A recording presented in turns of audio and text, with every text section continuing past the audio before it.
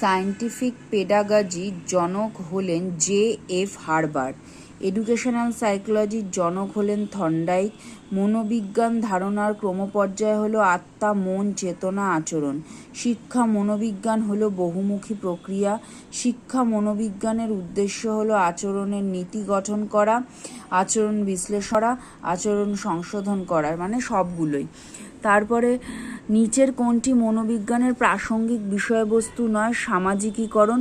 নিচের কোন পদ্ধতি শিক্ষক ও শিক্ষার্থী উভয়ের কার্যধারা পর্যালোচনা করে? ফ্ল্যান্ডার্স মিথস্ক্রিয়া পদ্ধতি।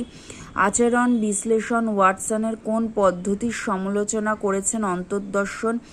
মনোবিজ্ঞানের মূল্যায়ন পদ্ধতি হলো সাইকোমেট্রি। মনোবিজ্ঞানের মূল্যায়ন পদ্ধতি সাইকোমেট্রি। মেনানো দৃষ্টিভঙ্গি মনোবিজ্ঞানের কোন বিষয়ের উপর গুরুত্ব দেয়? সমগ্রতাবাদ।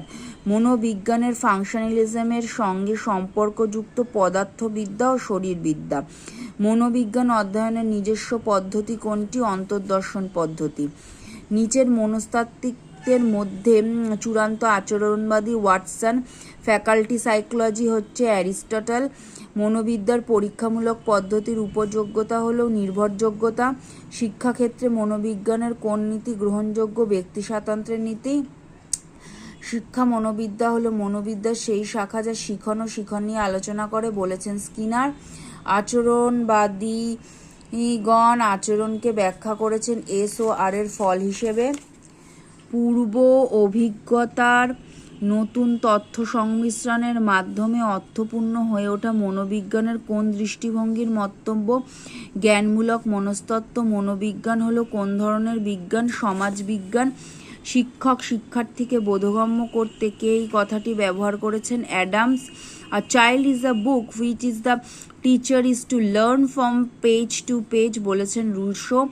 বৃদ্ধি বলতে বোঝায় আকার ও আয়তন। বৃদ্ধি এক প্রকার জৈবিক প্রক্রিয়া। বিকাশ হচ্ছে গুণগত প্রক্রিয়া। বৃদ্ধির সমাপ্তি পরিণমনে।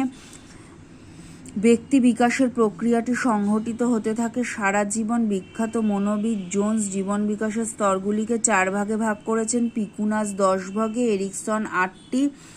শিশুর বৌদ্ধিক বিকাশের দিকে গুরুত্ব দিয়েছেন মনোবিজ্ঞানী জাঁ পিয়াজে। অ্যাডোলেসেন্স শব্দটির অর্থ হলে যৌবনাগমনকাল।